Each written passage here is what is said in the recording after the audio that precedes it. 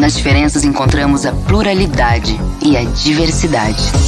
Na Unipar, nós acreditamos no poder das diferentes ideias, compartilhadas e conectadas. Juntos somos a universidade que faz a diferença agora mesmo, porque eu e você somos nós.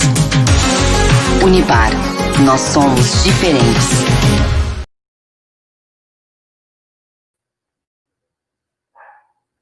Olá pessoal, muito boa noite. Quero primeiramente agradecer toda a equipe da Unipar, ao professor Vinícius Pereira Arantes, à professora Raquel Machado, por estar disponibilizando um tempo em sua agenda hoje, então, muito importante. Agradecer também à professora Edvirs, por estar sempre muito solícita e a gente poder ter essa parceria com o Núcleo Regional de Educação, com as escolas. Isso, com certeza, enriquece muito, traz muitos benefícios para os nossos estudantes, e para a nossa cidade como um todo. Então, quero agradecer imensamente toda a equipe da Unipar, e aos professores palestrantes do dia.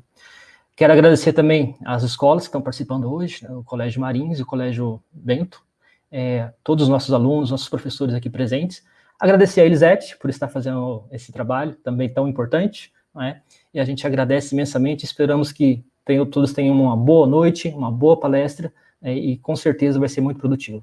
E a gente está sempre à disposição, sempre buscando novas parcerias, novas formas de levar mais aprendizagem, mais conteúdo, mais informação para os nossos estudantes. Então, muito obrigado, e eu agradeço imensamente a presença de todos, e vou ficar aqui com vocês também participando, tá ok? Muito obrigado, uma boa palestra para todos nós. Olá, muito boa noite. Eu sou o professor Vinícius Pereira Arantes, coordenador do curso de farmácia da Unipar de Paranavaí, e em nome da direção-geral da nossa unidade, da professora doutora Edvirs Vieira Franco, nós agradecemos demais a presença de todos. Gostaríamos de saudar em especial o excelentíssimo professor Emerson Pereira Branco, chefe do Núcleo Regional de Educação, saudar também a coordenadora dos cursos gerais e técnicos, professora Tatiana Tomé, cumprimentar também a todos os demais professores, saudar também a nossa diretora, a professora doutora Edvirs Vieira Franco, aqui da nossa Unipar de Paranavaí, a todos os acadêmicos, professores dos colégios aqui de Paranavaí, e os alunos, em especial, que nos brindam com a sua presença na noite de hoje. Então, nós gostaríamos muito, muito mesmo de desejar aí saudar a todos, desejar uma ótima noite e que aproveitem bastante os temas. Sob a minha tutela ficou o tema enxaguatórios bucais.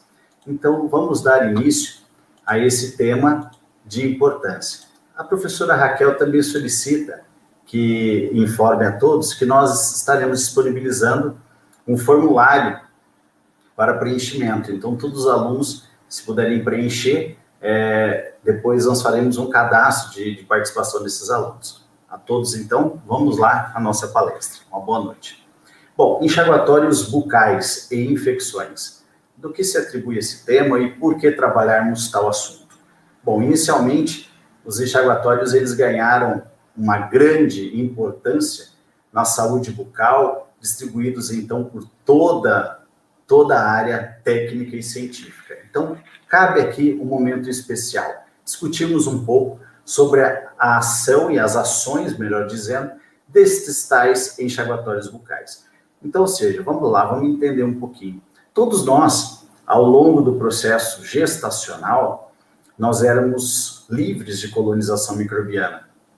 Então, ainda lá no ventre da nossa mãe, aguardando o momento certo para nascermos, nós éramos protegidos, fomos protegidos, e desta forma, totalmente livres de vida microbiana. Após o nascimento, todos nós passamos por um processo contínuo de colonização. É o que nós chamamos de microbiota normal. O que vem a ser isso? São micro-organismos que passaram a nos colonizar desde a pele, região de nariz, de boca, trato gastrointestinal e assim afora. Então, ou seja, todas as nossas regiões, dos nossos tecidos, são colonizados. Nós possuímos uma colonização frequente. Então, para entendermos de uma maneira muito específica, diríamos assim, é importantíssimo conhecermos esse termo chamado microbiota normal. Então, na boca não é diferente. Então, eu disse que nós nascemos livres de microbiota e passamos a ser colonizados. Então, a boca é um dos aspectos interessantíssimos dessa colonização. Então, inicialmente, nós passamos a lactação, ou seja, alimentos ainda líquidos, depois pastosos e sólidos. Neste processo de contato com a mãe para a amamentação, os primeiros nutrientes, as primeiras alimentações do ser humano, nós já entramos em contato com os alimentos e também com a microbiota da própria mãe, dos alimentos e também do meio ambiente. E desta forma nós passamos a sofrer uma adaptação e colonização desses tais micro-organismos. Então, ou seja, a nossa boca ela foi colonizada nesse período. Deste momento de colonização até os dias atuais, nós estaremos sempre passando por adaptações desta colonização. Os principais micro-organismos que nos colonizaram na boca são as bactérias gram-positivas, e que desta forma são extremamente importantes, né? É importante a presença destes micro-organismos na tentativa de barrar a evolução de outros agentes causadores de infecções. Porém, a microbiota ela é muito legal, muito interessante para manutenção e estabilidade, desde que ela não sofra reajustes e alteração de população.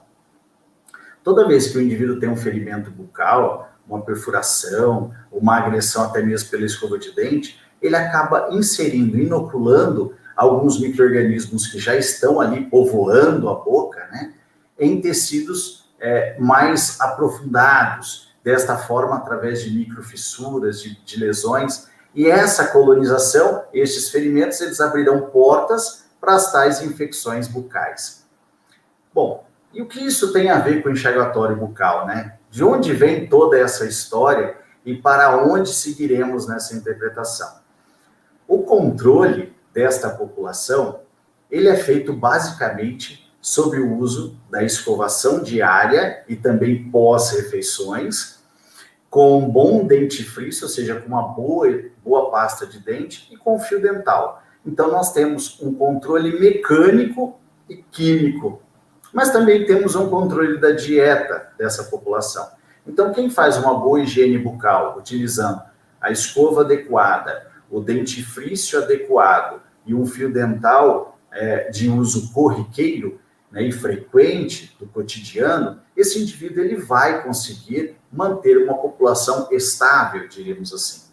Mas, se nós cometermos o que eu chamei a atenção agora há pouco, de pequenos ferimentos em boca, com a inoculação de micro-organismos, nós poderemos advir a infecções um pouco mais severas, como a gengivite, a periodontite. E isso delega-se com o passar do tempo. E o que forma isso? O que delega isso? O que origina esses casos? Vamos admitir que agora o processo de higienização esteja deficiente. Na deficiência do uso mecânico, né, da escovação, a tendência é a formação do que nós chamamos de biofilmes. E esses biofilmes, eles tendem a se acumular e projetar um arcabouço de revestimento, não só no dente, mas também entre dente e gengiva, o que forma ali uma placa dentária e que essa placa ela tenderá a promover um quadro infeccioso com o passar do tempo. Então, ou seja, a placa bacteriana ela deverá ser removida mecanicamente diariamente. Caso não seja, ou caso não for, melhor dizendo, essa placa ela se estabelecerá promovendo risco infeccioso com o passar do tempo. Então, se nós observarmos a boca e observarmos também a quantidade, né, de formatos de dentes, né, incisivos, caninos, enfim, cada dente ele tem as suas arestas que não são tão aparadas. Então, ou seja, que já propicia a formação de tais biofilmes, que é, na realidade, ou que se concebe, na realidade, esse intervalo que acumula não só alimentos, mas também micro-organismos. Isso é um prato cheio para a formação dos tais biofilmes. Então, ou seja, tem biofilme, tem risco não só de gengivite, de periodontite lá na frente, mas também de cárie dentária, tá joia? Então, dentro desse quesito, entra também os nossos enxaguatórios bucais, que nós já vamos dar uma direcionada para ele. Vamos pensar um pouquinho nessa parte introdutória, para entendermos a real função desses enxaguatórios, e aí sim associarmos a um processo de escovação adequado e cotidiano. A língua, não podemos deixar de falar da língua também. A língua ela é cheia de microfissuras e que promove a aderência de micro-organismos e, consequentemente, a formação de biofilmes. Sem contar que a língua ela é extremamente rica em dejetos alimentares, em porções alimentares. Ah, mas como assim, professor? Tudo que nós vamos ingerir acaba passando em contato com a língua e muito daquilo que é nutriente para nós e que não foi deglutido acaba aderindo à língua, o que favorece grandemente a proliferação microbiana e, consequentemente, em risco lá na frente de uma alteração não só de população de microbiota normal, mas também a promoção de riscos maiores e infecciosos. Eu gostaria só de chamar a atenção nesse momento para dois termos. O primeiro é infecção. Infecção significa presença de micro-organismos e proliferação em tecido, tá? De uma maneira bem simples. Toda vez que nós falarmos em infecção, nada mais é do que presença de um determinado micro-organismo em proliferação em tecido. Um outro termo são as afecções. O que é uma afecção? É um processo mórbido que muitas vezes não se conhece a causa. Então, ou seja, são diferentes os termos infecção e afecção, ok? Isso vai nos ajudar bastante daqui a pouquinho. Bom, nós temos uma série de agentes importantes, situações importantes para a higienização bucal. A primeira, que eu gostaria muito de estar destacando junto com os enxaguatórios, que é falar que não existe nenhum sucesso se o indivíduo não realizar corretamente a sua escovação, né, usando uma escova adequada, um dentifrício adequado e, consequentemente, o fio dental. Esse processo mecânico, ele contribui muito para a saúde bucal e para a higienização bucal. Claro, você precisa fazer todo esse processo. E onde entra o enxaguatório bucal em toda essa história? O enxaguatório bucal, ele entra como colaborador, um complemento deste processo de higienização bucal. Então, para tanto, nós destacamos a importância dos enxaguatórios bucais neste momento. Então, ou seja, eu posso substituir, a pergunta é, né? Muitas vezes acontece isso. Eu posso substituir a escovação por um enxaguatório? E a resposta é não, não pode. Até porque é imprescindível que o nosso paciente, que o nosso amigo, que o nosso indivíduo a ser orientado tenha esta análise também. Eu não consigo promover uma higienização bucal sem o uso adequado de escova, dentifrício e fio dental. Esses três são os primeiros do elenco.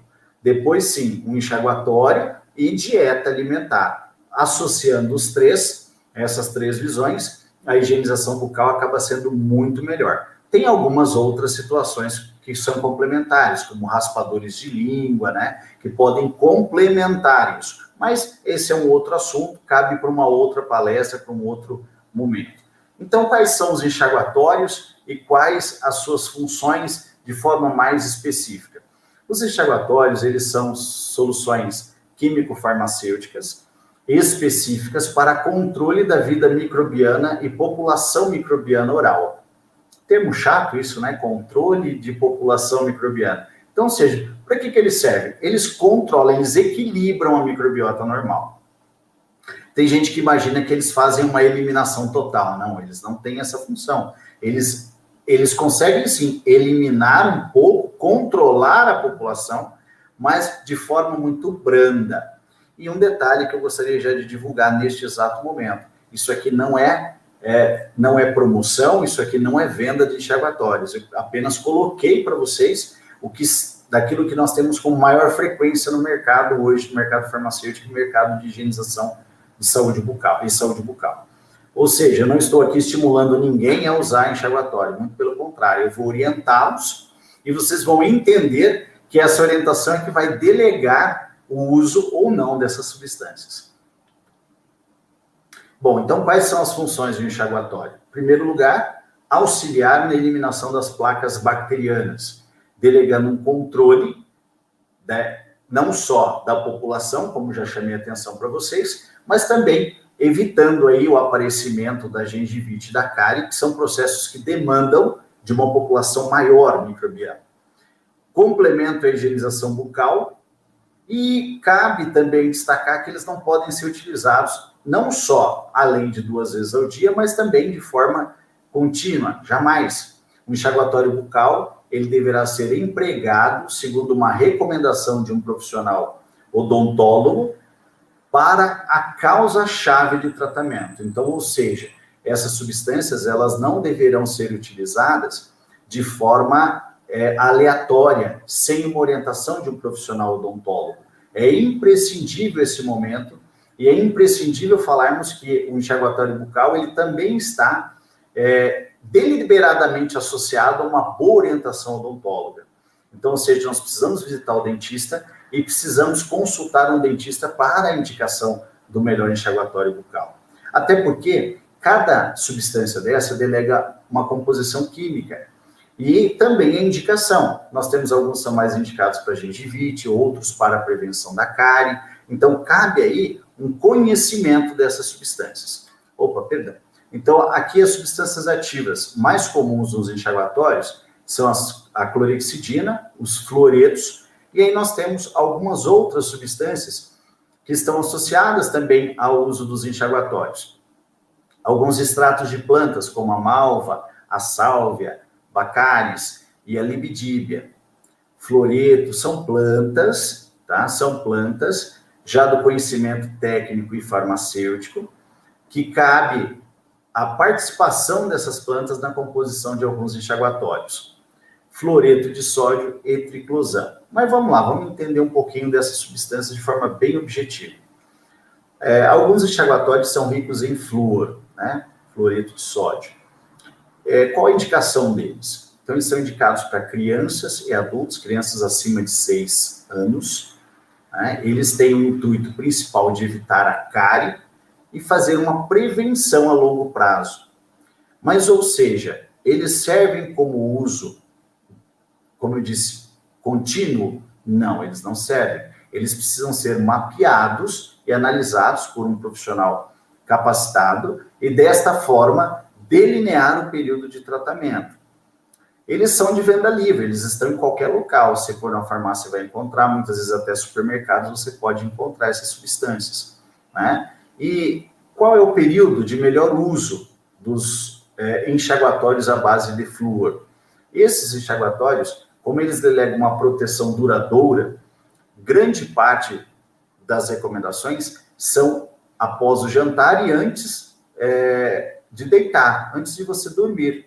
Então, ou seja, um bom enxaguatório à base de flúor, com um bochecho aproximadamente de 1 minuto, você promoverá uma prevenção da cárie ao longo deste período de noite. Por quê? No período da noite, nós diminuímos a saliva, a boca fica mais ressecada, né? E algumas pessoas, inclusive, respiram pela boca, né, ao dormir. Alguns utilizam mais recursos da respiração oral, e isso acaba diminuindo a concentração salivar e aumenta as chances do aparecimento de cárie. Os compostos à base de clorexidina, eles são mais, nós deveríamos ter mais cautela do que os à base de flúor. E por quê? O seu uso um pouco mais acentuado pode gerar agressões de pele, agressões de mucosa, tá? E eles são muito importantes no controle de alguns micro-organismos, principalmente alguns gram-positivos, os estafilococos, né? Esse nome lindo e maravilhoso, são bactérias que habitam nossa boca normalmente, mas eles também controlam leveduras, então, ou seja, principalmente a cândida. Desta forma, evita grandemente o aparecimento das periodontites e também das gengivites. Nós temos um grupo também especial, que são substâncias extremamente ativas, que são essas os extratos vegetais, que eu comentei há pouco com vocês. Eles são mais leves, eles não têm uma ação tão agressiva e, em alguns momentos, mais específicos no tratamento ou em tratamentos, principalmente para idosos, tá? Com alguns problemas graves já de histórico de gengivite. E o triclosan, que é a última substância ali da nossa lista, que é uma substância bem comum, também encontradas em aerosóis, substâncias aerosóis antitranspirantes, tá? Eles contribuem também para eliminar grande parte dos tais gram-positivos. Um dos exemplos, os Staphylococcus aureus, são bactérias comuns à boca de indivíduos, né? Todos nós temos, tá? Não é algo específico a uma população ou outra, isso está no mundo todo e todos nós possuímos. Aqui apenas alguns exemplos para vocês do que seria uma gengivite, e então, portanto, é imprescindível na gengivite associar uma boa escovação, né, dente a dente, movimentos corretos, lineares, tá? A higienização com o fio dental, e aí nesse momento, gente, o enxaguatório é interessante, porque esses enxaguatórios eles vão promover uma associação de controle populacional, diminuindo os micro-organismos, né, ali que estarão causando o processo, né, agressivo e infeccioso, e desta forma auxiliando na prevenção. A periodontite, que é uma forma mais grave, percebam que tem sangue ali, ó, inclusive, entre os dentes, placas bacterianas bem visíveis, e o uso da escovação nesse momento, a ação mecânica, ela falhou, como nós observamos que tem uma grande quantidade de placas bacterianas, portanto, biofilmes importantes, e também a falha do uso dos fios dentais nesse momento, tá? E essa acessibilidade ocasiona sangramento. Aqui um exemplo também da cárie, que acontece deliberadamente quando falta o uso dessas substâncias, e de caráter imprescindível é a orientação da saúde bucal. Eu gosto muito de falar desse tema quando a gente pensa em crianças, né? Porque a criança bem orientada, ela vai ser um adulto orientado, um idoso orientado e, consequentemente, uma pessoa com uma boca extremamente saudável, né? Uma higiene a fio, ok? E aqui um exemplo da candidíase, uma infecção bem presente, principalmente em imunodeprimidos, mas que pode ser evitada não só pela escovação mecânica, mas também com o auxílio dos enxaguatórios bucais. Os enxaguatórios, eles são substâncias importantes, extremamente interessantes, mas que cabe uma indicação de profissional capacitado, né, de um dentista que conheça a causa e a evolução daquele paciente. Então, ou seja, qual é o meu papel aqui nesta noite, falar para vocês? Falar dessa substância química fantástica, funcional, que são os enxaguatórios, que contribuem muito para a saúde bucal, porém, e de maneira alguma, deixando de consultar sempre um profissional odontólogo, ok? Essas são as nossas referências da minha apresentação. Eu, lembrando mais uma vez, eu sou o professor Dr. Vinícius Pereira Arantes, coordenador do curso de farmácia aqui da Unipar de Paranavaí.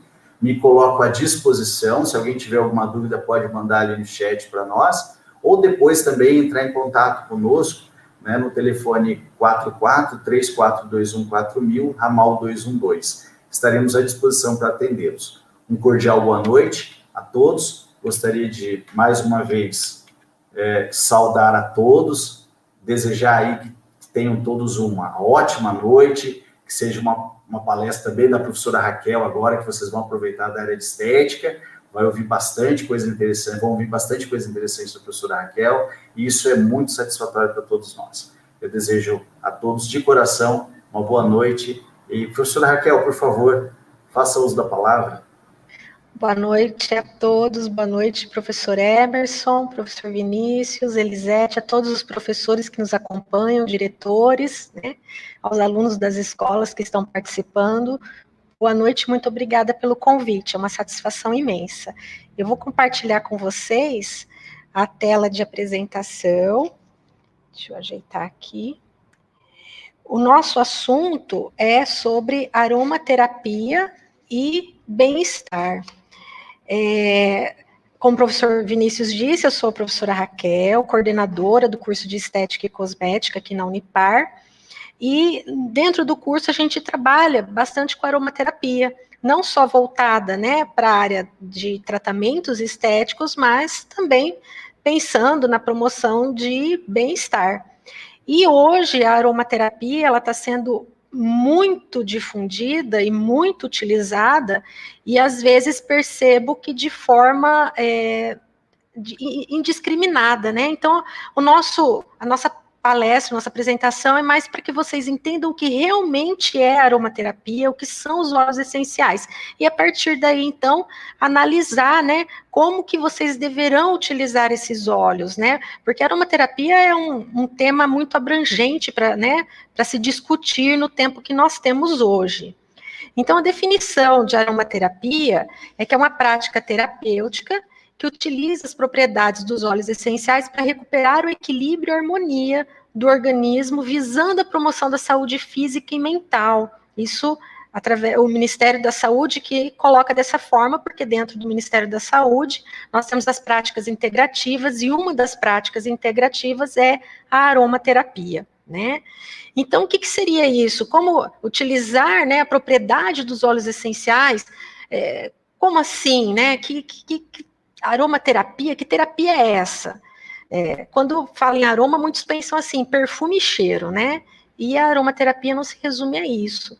Então, a aromaterapia, a utilização é um sistema terapêutico que utiliza os óleos essenciais derivados das plantas medicinais e aromáticas.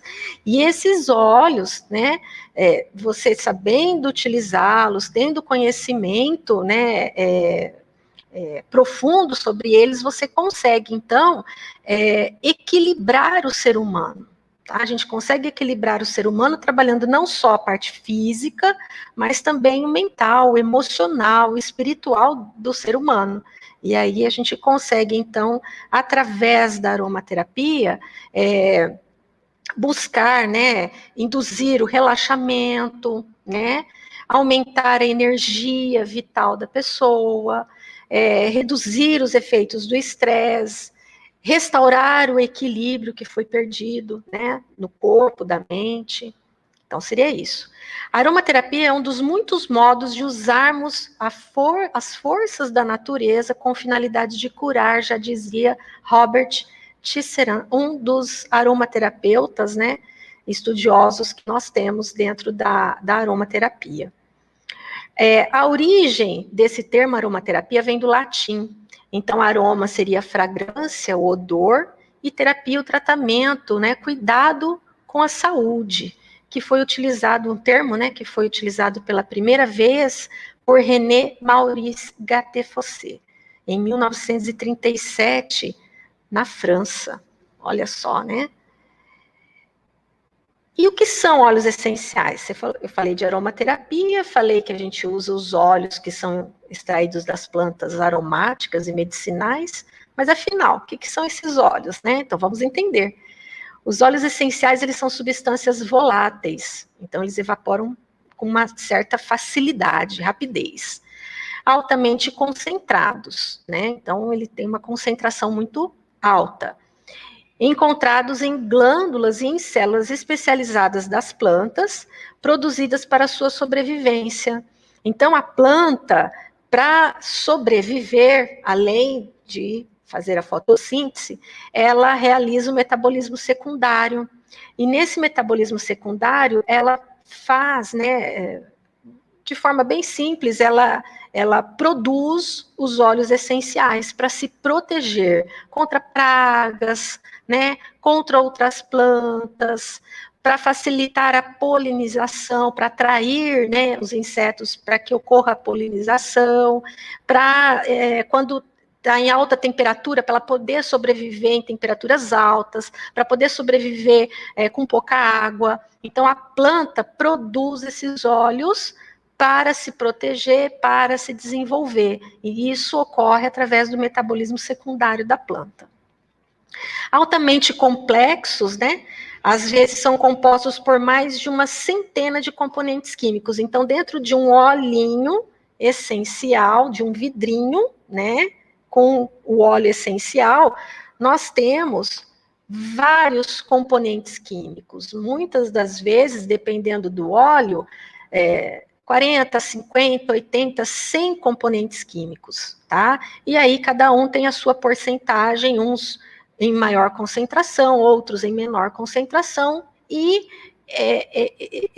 todos eles auxiliam, né, na ação que o óleo vai proporcionar quando utilizado corretamente. Apesar da denominação, os óleos essenciais não são realmente óleos, olha só. E não contém nenhum dos ácidos graxos, né, que constituem o que consideramos óleo. Então, por que é chamado de óleos essenciais se não é óleo, não é mesmo? É óleo porque ele tem uma ação, ele tem a substância, né, que é lipofílica. Ou seja, ela se mistura com outros óleos, né, se solubiliza em álcool e também é hidrofóbica. O que seria isso? Não se mistura em água. Então, por isso que é chamada de óleo, porque tem afinidade com outros óleos, se afina com outros óleos. E é chamada essencial porque deriva da palavra quintessência. Esse termo foi utilizado por Aristóteles há muitos anos, porque ele acreditava que a matéria era formada por 4 elementos: água, fogo, terra e ar. E que a união desses 4 elementos formaria um 5º elemento, que seria a quintessência. E essa quintessência seria a força vital, né? A energia de todas as coisas.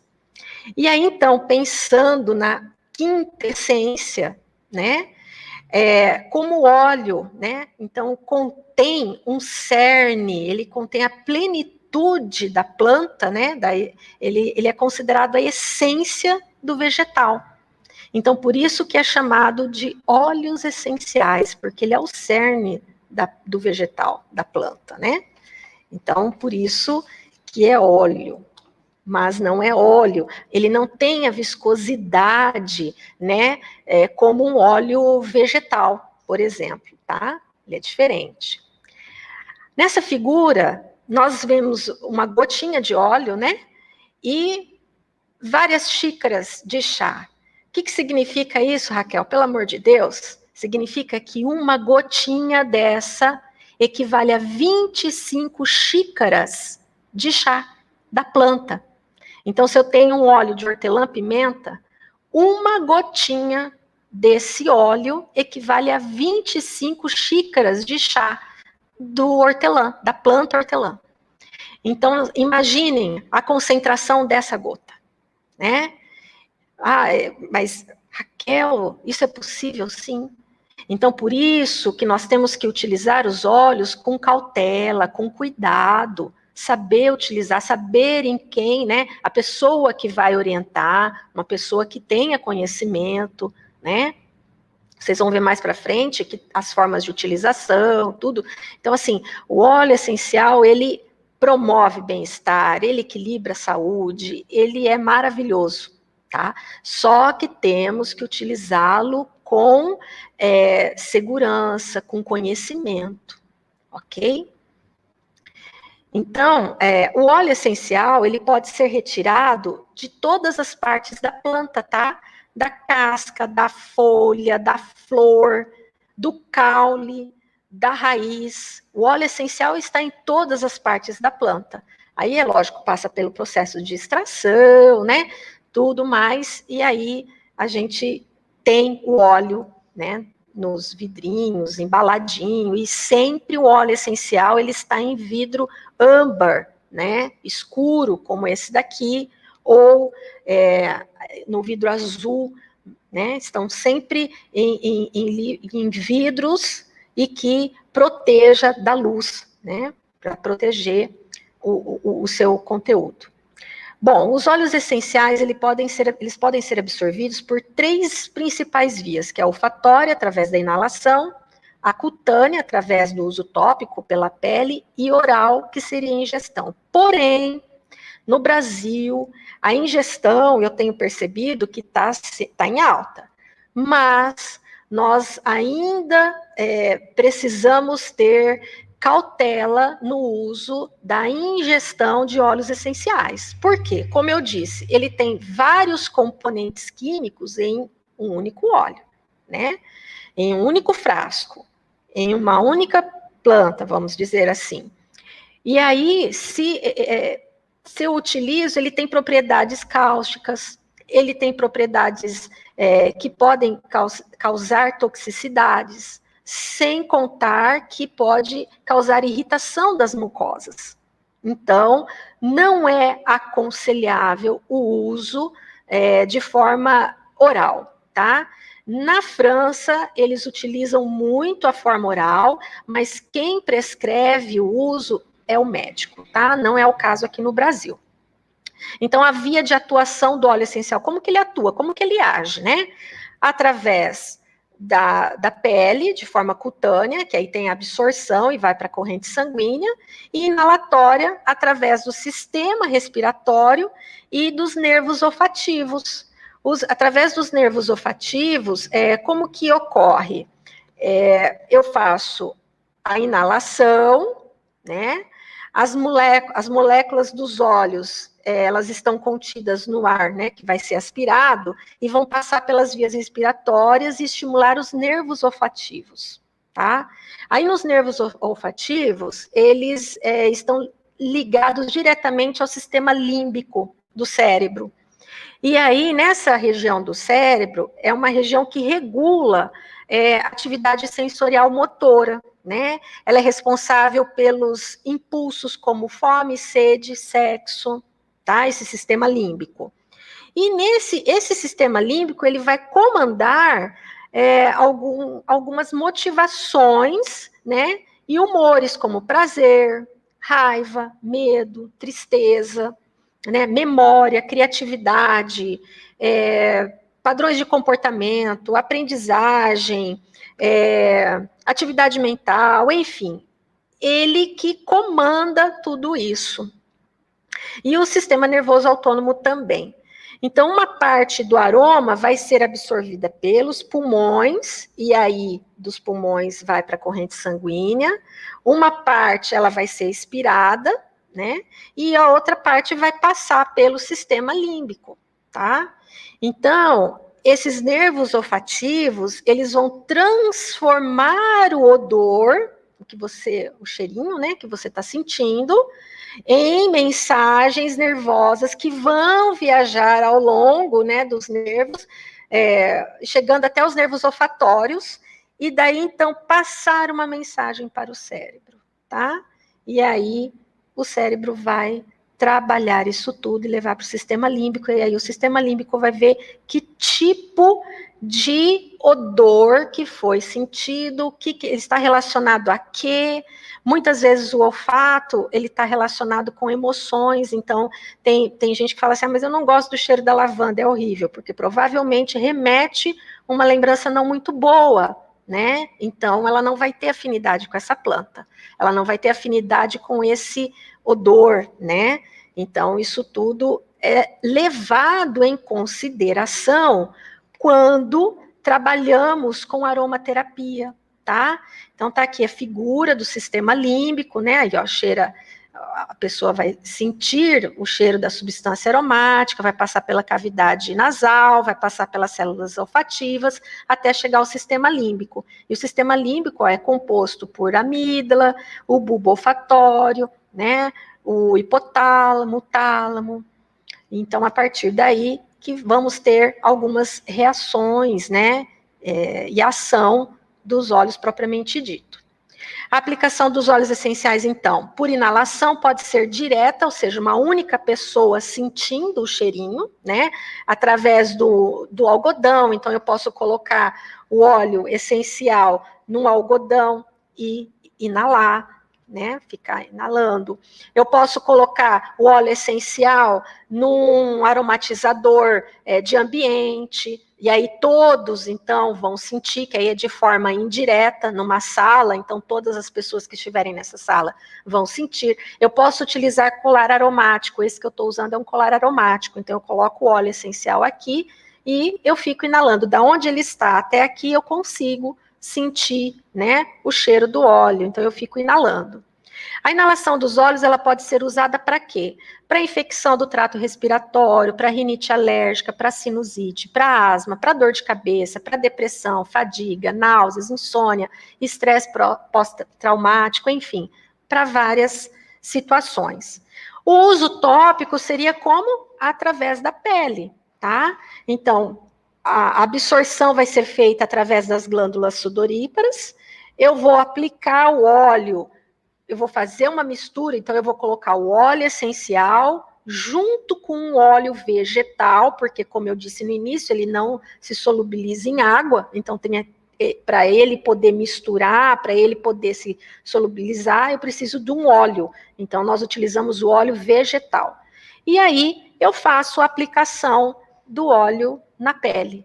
Então, através das glândulas sudoríparas, né, ele vai fazer a absorção, tá? E a absorção na pele, até chegar à corrente sanguínea, vai em torno de 10 a 20 minutos, podendo ser absorvido até 3 horas. Então, assim, é uma terapia maravilhosa, já tem vários estudos científicos comprovando, né, a ação, a eficácia dos óleos essenciais para várias situações, mas o meu recado a todos, e reforçando, que tenham cuidado ao utilizar de forma consciente, de forma cuidadosa, porque ele pode causar problemas.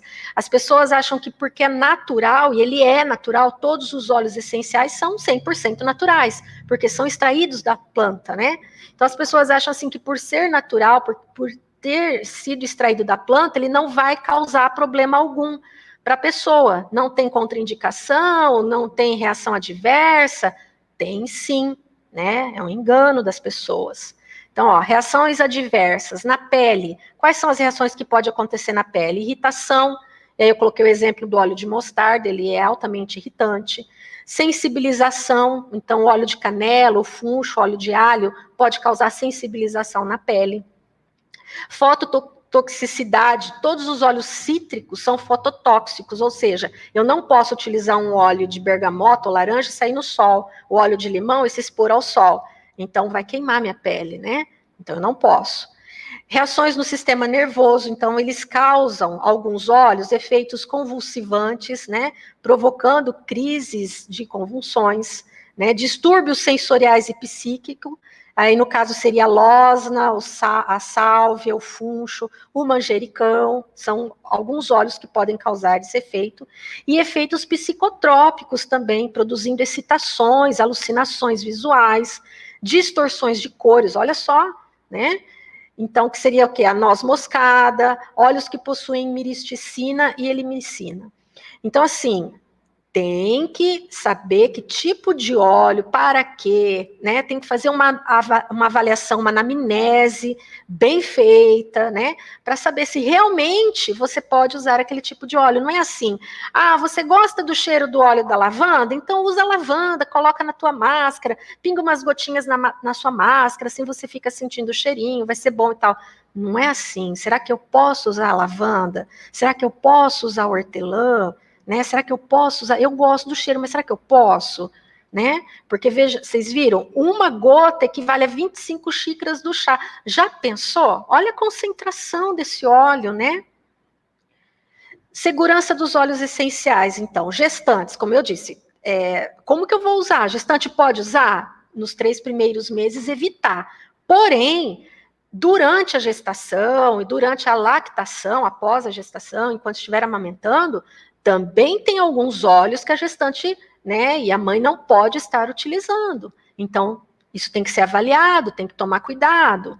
Para quem é hipertenso, evitar usar o alecrim, a canela, o cravo, hortelã, pimenta, gengibre. Às vezes a pessoa é hipertensa, gosta do cheiro de hortelã, gosta do cheiro do alecrim, taca óleo essencial aí na máscara, no aromatizador, no difusor, e não sabe que não pode, né? Então a gente tem que tomar cuidado. Para quem tem epilepsia, tem que evitar os óleos essenciais que estimulam, então, o sistema nervoso, né? Para evitar a convulsão. Então, é o alecrim, a canela, o cravo, a erva doce. Interações medicamentosas, olha só. né, o óleo essencial interage com alguns medicamentos. Então, eu coloquei aqui alguns, mas tem mais medicamentos. Então, ele pode interagir, tá? Isso é perigoso. Então, óleos que contêm cânfora, limoneno, quando o uso de nicotina, anti-inflamatório e o fluororacil, que é uma medicação para câncer, deve ser evitada, tá? Ele aumenta a penetração e absorção dérmica, né? Evitar óleos que contêm eugenol quando no uso de anticoagulantes, porque ele aumenta o tempo de coagulação do sangue. Evitar óleos que contêm estragol, eugenol e anetol, que quando do uso de paracetamol danifica o fígado. Então, assim, não é porque é um produto natural, extraído da planta, que eu posso usar indiscriminadamente, sem orientação, né? Sem uma avaliação. Não é dessa forma, tá? Os efeitos dos óleos essenciais, então, sobre o indivíduo, quais são? No campo físico, o que ele faz? Ele promove alívio de dor, diminuição da irritação, reduz a inflamação, relaxa a musculatura, auxilia o sistema imunológico, auxilia na cura de ferimentos, né? Estimula a circulação sanguínea e linfática, combate algumas infecções, que o professor Vinícius já falou também, né? Bactérias, fungos, vírus, e também embeleza a pele, como nós utilizamos muito na estética. Tem muitos óleos que auxiliam no tratamento para manchas, no tratamento para acne, para oleosidade, para queda de cabelo, né? E no campo psicológico, o que esses óleos fazem? Eles estimulam os estados mentais e emocionais positivos ou desejados, como clareza, concentração, alegria, otimismo, e reduzem ou eliminam os estados mentais e emocionais negativos, como falta de foco, fadiga mental, depressão, ansiedade, a raiva, o medo, né? Então, ele auxilia nesse sentido. E também, no campo espiritual, os óleos essenciais são utilizados como um auxílio na transformação do ser, mediante recursos e técnicas como meditação, afirmação, visualização criativa, a oração. Então, os óleos essenciais auxiliam muito no bem-estar, né, do indivíduo. Mas, repito, se utilizado de forma correta. Porque se não é utilizado de forma correta, nós não podemos dizer que é uma terapia, porque você trata apenas sintomas. Então, você não trata a causa. Então, por isso que é necessária uma avaliação da pessoa, do indivíduo, para ver o que realmente o indivíduo tem, qual é o real problema desse indivíduo, para poder saber quais os tipos de óleo, a dosagem. Então, a gente trabalha muito com dose. Eu não pego o óleo do jeito que ele está aqui e coloco 3, 4, 5 gotas indiscriminadamente. Não, eu vou avaliar, eu vou ver direitinho quanto que realmente a pessoa precisa do óleo, vou diluir esse óleo, tem um tempo de uso para esse óleo, né? Eu não posso usar o óleo eternamente. Então, eu tenho um tempo de uso, é 7 dias, 15 dias, dá um intervalo, depois retorna, né? Tem um período, uma vez no dia, 2, 3 vezes no dia. Então, a gente tem que fazer todo um trabalho, uma análise, para ver como que eu vou aplicar esse óleo essencial, tá? E óleos e alguns efeitos, eu coloquei aqui para vocês verem quais são os óleos que ajudam na ansiedade, né, que são ansiolíticos, seria as camomilas, o gerânio, o jasmim, laranja doce, lavanda, aí tem os antidepressivos, né, o calmante, para melhorar a memória, reduzir estresse, relaxante, sedativo, tensão nervosa. Então, aí tem uma relação de vários óleos que atuam, né, em emoções e atuam na questão física. Então, aqui está tudo, na questão física, na questão emocional, né, quais são os óleos que atuam nesse sentido. É isso que eu tinha para passar para vocês. Eu espero que vocês tenham gostado. Como eu disse, os óleos essenciais, aromaterapia, óleos essenciais, o assunto é vasto, né? Ficaríamos horas aqui falando sobre esse assunto, né? E ele hoje é uma terapia que está sendo muito difundida, mesmo porque o Sistema Único de Saúde disponibilizou essa terapia, né, no SUS, Então, é uma das práticas integrativas, a aromaterapia, e às vezes tem muitas pessoas que não têm o acesso, não têm o conhecimento da aromaterapia e acha que, por ser natural, eu posso comprar, né, e usar porque a colega falou, porque leu na internet, que não vai causar problema. Mas tenham cuidado, né? Tenham cuidado, procure um profissional capacitado que possa realmente orientar a forma de uso, para que vocês não tenham problema. É o que eu tinha que passar para vocês, agradeço. Agora a gente fica aberto às perguntas, né, professor Vinícius? Se alguém tiver dúvidas com relação à apresentação do professor Vinícius, a minha apresentação, professor Emerson, estamos à disposição.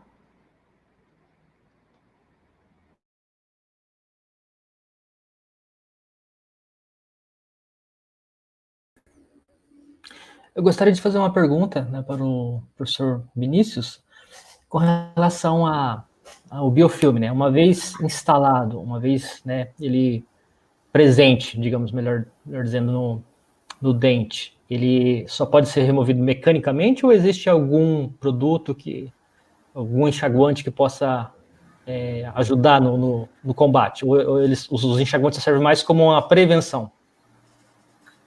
Boa pergunta, professor. Na realidade, os enxaguantes, eles são preventivos, né? Eles auxiliam para evitar a formação da placa e também do biofilme, ou biofilme. O biofilme, ele tem uma formação que tende a receber o que nós chamamos de sais de cálcio e carbonato de cálcio. E essa formação, ela dá dureza a essa estrutura. Então, enquanto ele está em formação, a gente consegue remover com a escovação e com o auxílio do enxaguatório. Depois de formado, só ação mecânica e odontológica ainda por cima. Né? É necessário o uso de equipamentos aí já no consultório odontológico para fazer essa remoção de forma mais adequada, porque a dureza é imensa, é difícil de remover. Muitas vezes até o próprio odontólogo pena um pouco para não ferir gengiva, enfim, para dar aquela limpada e limpeza constante e de forma bem cautelosa, para não ferir a gengiva do paciente. Então, o enxaguatório ele é importante no momento da prevenção, né? Depois que a placa está formada, consolidada, um biofilme bem constituído e com a dureza, né, dos sais de carbonato, aí já não consegue mais ser removido pelo enxaguatório, ou nem pela escovação em casa. Ótimo, muito obrigado, né? Muito bacana. Professora Raquel, muito interessante essa temática também dos óleos essenciais. Confesso que é um tema que eu sempre tive curiosidades, né? E muito bacana o que a senhora mencionou, né, com relação por ser natural, não significa que pode ser usado indiscriminadamente, né? Até como dizem, né, veneno de cobra também é natural, não, nem por isso a gente pode utilizar, né, de forma indiscriminada, né? Mas muito bacana realmente. Aqui nós temos indústrias, né, que trabalham com laranja, né, e elas fazem a coleta de limoneno, né? Quais seriam as aplicações mais, assim, mais naturais, as aplicações em mais escala do limoneno, a senhora saberia me dizer? Como assim, professor? Eu sei que é, por exemplo... sim. Por exemplo, no caso da laranja, né? A laranja doce, para tristeza, ela é maravilhosa. Ela dá uma alegria, ela renova, sabe? Ela dá energia. Então, para quem está entrando na depressão, para quem está trabalhando, para quem perdeu um ente querido, por exemplo, a gente pode trabalhar com a laranja. Ela equilibra. Então, ela tem o limoneno também.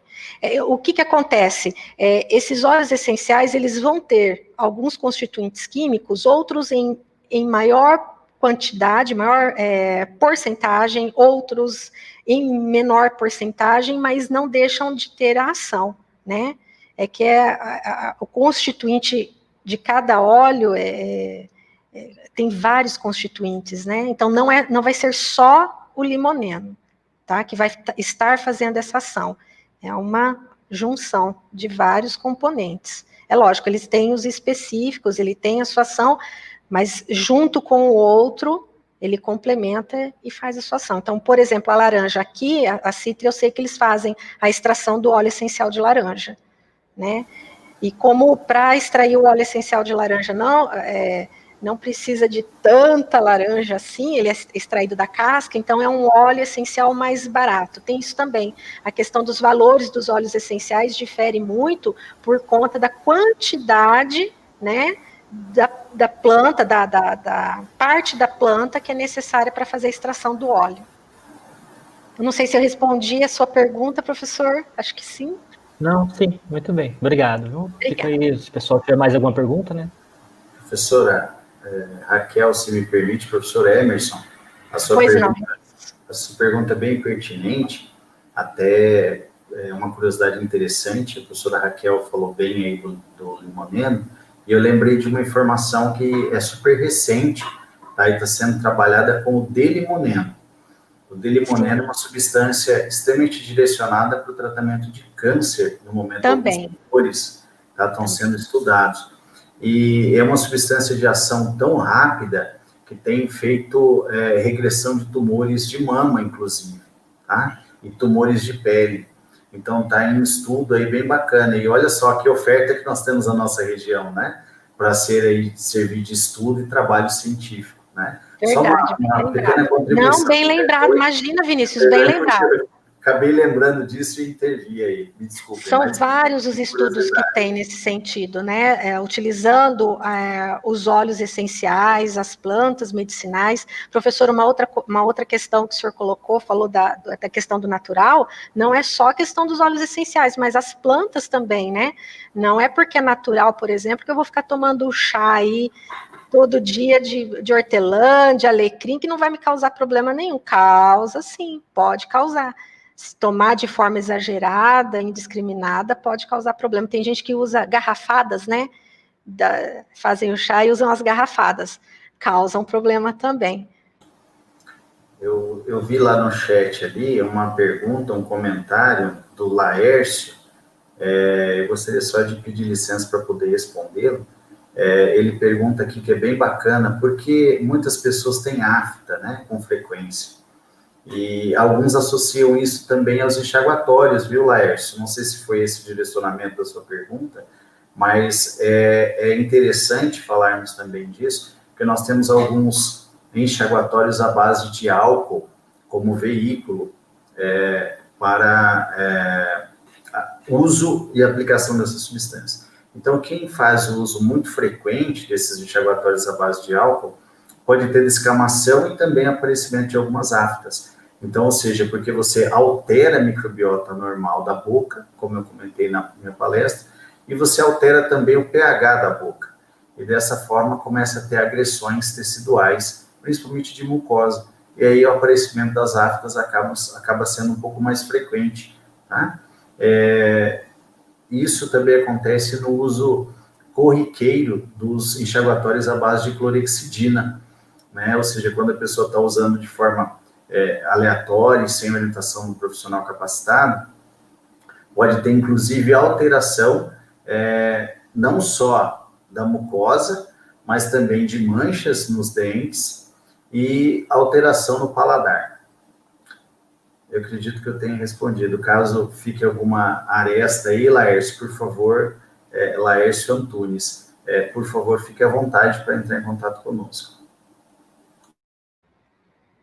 Bom, então agora eu vou responder a pergunta da professora Tatiana. Professora, eu acho que não tem nenhum óleo raro ou difícil de ser encontrado hoje, porque as empresas que comercializam óleos essenciais, elas têm empresas que exportam, né? Então, não tem, que trabalha com a importação, com a exportação, então não tem como a gente dizer assim, não consigo esse óleo, consegue. Na verdade, hoje nós temos mais de 300 óleos essenciais sendo comercializados, tá? Então, olha, eu não imaginava, por exemplo, eu estava vendo aqui, por exemplo, um óleo musgo de carvalho, um óleo essencial musgo de carvalho. A gente consegue ter esse óleo, né? Tem marcas aí que tem. Então, são várias marcas no mercado, a Laszlo, doTERRA, Terra Flor, elas conseguem, se você não encontra de uma marca, você tem da outra. Então, não tem como dizer que é difícil encontrá-los. O que vai talvez ser o problema é a questão de valor. Por exemplo, um óleo de rosas, ele é um dos óleos mais caros que nós temos, devido à quantidade de pétalas de rosa necessárias para fazer a extração do óleo. Então, aí ele vai variar, dependendo da marca, entre R$500, R$600, R$800. Então, é um dos óleos mais caros que temos. Tá bom, professora? Se me permite um comentário, Pois não, professor. A gente, hoje nós temos muitos desses óleos, né, a senhora citou aí cerca de 300, então, assim, se hoje nós temos essa quantidade, né, justamente é o trabalho tão importante, né, do estudo, né, das universidades, principalmente em termos de pesquisa, né, é isso que proporciona a gente ter uma gama muito maior de substâncias, né, e saber a sua aplicabilidade, as suas funções, os seus benefícios, né. Então, esse é um trabalho muito importante que mostra o quanto é necessário esse investimento, né, dos cursos das universidades, né, na pesquisa. Então, o trabalho da universidade, nesse sentido, ele é fantástico, ele é muito necessário. Foi até bom o senhor falar, porque a estética, muitos pensam assim, curso de estética é só passar o creme, não vai estudar nada. E nós estudamos sim. Tanto que, desde o ano retrasado, nós estávamos né, desenvolvendo uma pesquisa com óleo essencial de copaíba. E a atuação dele em feridas pós-operatórias, né? Então, que é um trabalho que nós fazemos, um pós-operatório, de cirurgias plásticas, então estávamos estudando um produto, um óleo que pudesse associar, né, à nossa terapia para melhorar a cicatrização dessa ferida cirúrgica. E nós estudamos o óleo de copaíba por 2 anos. E o resultado foi muito bom. Que bom, interessante. E se a gente parar para pensar, né, muitos desses produtos, há pouco tempo, né, há poucos anos atrás, poucas décadas, eram simplesmente descartados, né? Era, além de ser um problema ambiental, porque era uma quantidade de descarte muito maior, né? Hoje não, né? Então, hoje se aproveita muito mais, né, de tudo que é extraído da natureza. Então, isso realmente mostra a importância da pesquisa, né, e do aprofundamento aí que os alunos podem ter na universidade. Então, isso é muito importante, realmente, tá? Então, bom, pessoal, não sei se tem mais alguma questão. Tem uma da professora Tatiana, professora. É isso que eu ia falar para o Vinícius. Tem uma questão da professora Tatiana Tomé. Professora, a professora questiona em relação ao seguinte: se os enxaguatórios bucais à base de álcool como veículo poderiam interferir nas ações de verificação do bafômetro. Bom, há um tempo atrás, nós tínhamos um tipo de bafômetro, que era um bafômetro que necessitava de um sopro muito forte, então a pessoa aspirava e soprava, tá? Aquele bafômetro, ele já está em desuso. Aquele poderia ter leve alteração no diagnóstico. Os atuais, eles são capazes, sim, de detectar e diagnosticar essa fração de antissépticos orais ou enxaguatórios bucais, como são denominados. Então, até mesmo aqueles bombons à base de licor também poderiam ser diagnosticados agora, e são diagnosticados. Então, ou seja, esse bafômetro ele tem uma sensibilidade muito maior, mas muito maior mesmo, consideravelmente maior que os anteriores, e, para tanto, são capazes, sim, de detectar esse uso do álcool. Nós expelimos o álcool também pela fala, pelo nariz, é por isso que a gente sente, né, aquele odor característico quando chegamos próximo a um indivíduo que acabou de ingerir bebida alcoólica. E esse bafômetro, no novo modelo, na nova versão, ele tem uma capacidade de rastrear isso com uma facilidade muito grande, porque a sensibilidade dele é muito alta. Então, é um kit novo, a Polícia Rodoviária Federal já está munido desse novo produto, e então nós deveremos ter uma cautela. Então, vai usar antisséptico bucal por uma determinação odontológica, né, tome cautela em relação à dirigibilidade, sim. Concordo contigo, parabéns pela pergunta, professor. Além disso, gostaria de agradecer, já oportunizar o momento, né, pela interação de vocês. Muito obrigado. Isso é uma satisfação para nós, enquanto docentes, recebemos a interação não só de colegas professores, mas também de alunos. Quando nós ministramos uma palestra e não tem pergunta, a gente fica aquela dúvida: será que entenderam tudo ou não entenderam nada? Né? Eu acho que esse é um sofrimento de todos os docentes. Então, quando alguém faz alguma pergunta, para nós é uma enorme satisfação responder. Muito obrigado pela interação.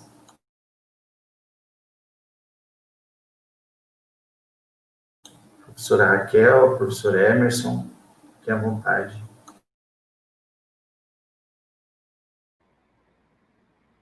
Bom, agradecer novamente, né, a oportunidade de estarmos aqui compartilhando os nossos conhecimentos, o nosso trabalho com vocês e nos colocar à disposição, né, de vocês. É uma parceria que a Unipar já, não vou dizer que é de agora, né, é de muito tempo, né, com o núcleo, com os colégios. Então, continuamos aqui à disposição de vocês. Muito obrigada, professor, professora Tatiana, muito obrigada. Muito obrigado a todos pela participação, professor Emerson e os demais professores e alunos. Bom, nós é que agradecemos imensamente, né, a explanação de vocês, com certeza foi muito produtivo, né, uma noite muito agradável, então sinto honrado pela participação, né, por estar presente com vocês. Agradeço imensamente, né, a Unipar, a professora Edvirja, a toda a equipe, né, que trabalhou, que contribuiu para a organização, a Tatiana, a presença dos professores, dos diretores das escolas e principalmente dos nossos alunos, né? Então, com certeza foi uma noite muito produtiva, muito interessante para eles também, tá? E agradecer também, né, a Unipar pela disponibilidade aí de colocar a Elisete, né, como intérprete. Então, com certeza isso é muito importante, né? O quanto nós carecemos ainda, né, da inclusão social. Então, isso é um trabalho que mostra, né, o quanto a universidade está preocupada também com essa questão. Então, isso a gente agradece imensamente de coração pela presença da Elisete, né, e pela disponibilidade da Unipar. Então, agradecemos e que a nossa parceria ela seja, né, duradoura. Então, que nós possamos realmente sempre poder estar em contato e trabalhar juntos aí para que nossos alunos tenham sempre mais informação, mais estudo, né, e possam, com certeza, aprender muito mais durante seus cursos. Tá? Agradecemos imensamente e a gente fica à disposição de vocês. Obrigado, um grande abraço a todos.